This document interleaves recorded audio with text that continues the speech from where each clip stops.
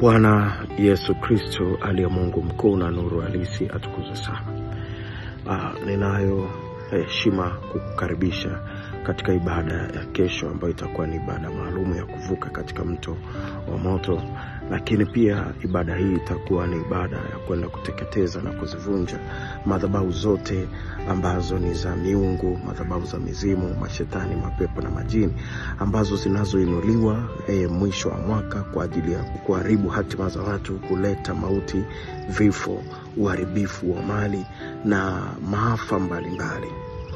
Wewe ni shahidi ya kwamba tulipoanza tu kuingia mwezi wa 9, Mungu alitufuata akatuambia ya kwamba kutakuwa na maafa makubwa sana mwisho wa mwaka na ya kutisha. Damu zitamwagika nyingi, machafuko yatakuwa makubwa na mambo yatakuwa ni mambo ambayo si mazuri ya mwisho wa mwaka. Kwa hiyo inatupasa kuomba.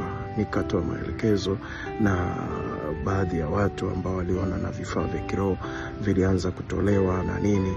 Wale wote ambao walifuata maelekezo yale na wapongeza, lakini pia wale ambao walipuuza wasiendelee kupuuza, kwa sababu bado safari tunayo, na kipindi hiki ambacho tulicho nacho ambacho ni cha mwezi wa 11 bado naona mambo si mazuri kuelekea mwezi wa 12, kwa sababu kuna watu ambao hawawezi kuona mwezi wa 12 wakavuka kuona Christmas na mwaka mpya 2026.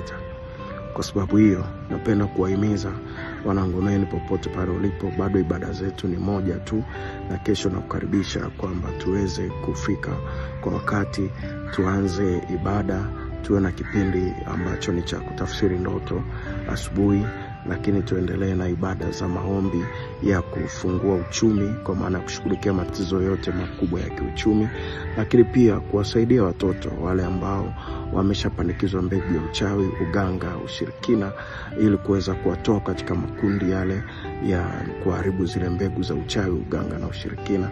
Tutakuwa na mafuta maalum kwa ajili ya watoto, lakini pia watu wote kwamba tuweze kushiriki katika ibada hiyo ya kuvuka. Tutakuwa na tukio la kiimani ambalo litakuwa ni la kuvuka kwenye mto wa moto.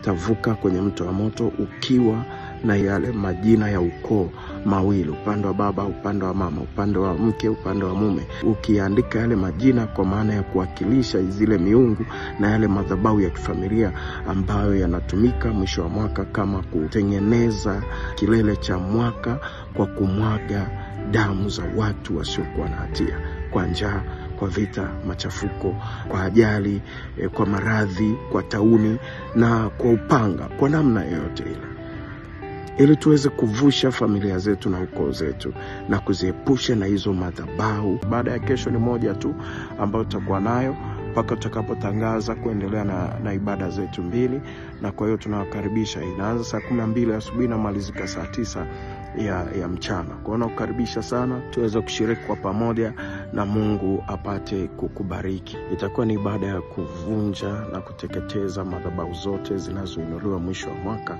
kwa ajili ya kuleta maafa, maradhi, magonjwa, vifo kwa njia ya ajali, kwa njia ya maradhi na kwa njia ya machafuko, vita na namna yoyote ile ambayo shetani amekusudia kuchukua damu kupitia madhabahu hizo. Tutakuwa na ibada maalum ya kuvuka katika mto maalum wa moto, lakini pia utakuwa umeandika majina ya ukoo, upande wa baba, wa mama, upande wa mke, upande wa mume, na wale watu ambao kwa mapenzi yako mwema na taifa lako liweze kuvuka kwenye kilele cha mwaka huu kwa amani na utulivu na kwa ushindi mkubwa. Kumbuka kanisa linalindwa na damu ya Yesu Kristo, na shetani katika misingi yake yote pia anajaribu kuiga kwa kutengeneza majali na umwagaji wa damu na madhabahu zake zote hizo, ili kwamba aweze kushindana na kanisa, kushindana na taifa, kushindana na Kristo na wapakwa mafuta. Kwa hiyo ni muhimu sana kuhakikisha kwamba unakuja katika ibada hiyo ili tuweze kushiriki kwa pamoja kufanya ibada hiyo na kuweza kumshinda shetani. Kumbuka ya kwamba Mungu alitupa maelekezo kutoka mwezi wa 9 ya kwamba mwisho wa mwaka utakuwa mambo makubwa na mambo ambayo ya kutisha, na ndivyo ambavyo tumeshuhudia. Mambo ambayo yamekuwa yanatokea ni mambo ambayo si mazuri, na bado safari yetu ni ndefu, inaonesha mtikisiko, mambo ambayo si mazuri. Sisi tumepewa neema ya kutafuta uso wa Mungu. Sisi ni wanyonge, mimi ni kuhani wa wanyonge. Ni watu ambao wana sauti, watu ambao hawezi kutokea mahali popote pale, lakini kusema ukweli sehemu yetu sisi ni kwenye maombi. Tunao nafasi ya kulitia jina la Mungu, kuliombea taifa letu, kuombea amani ya nchi yetu, kuombea familia zetu, kuombea hatima na miisho yetu.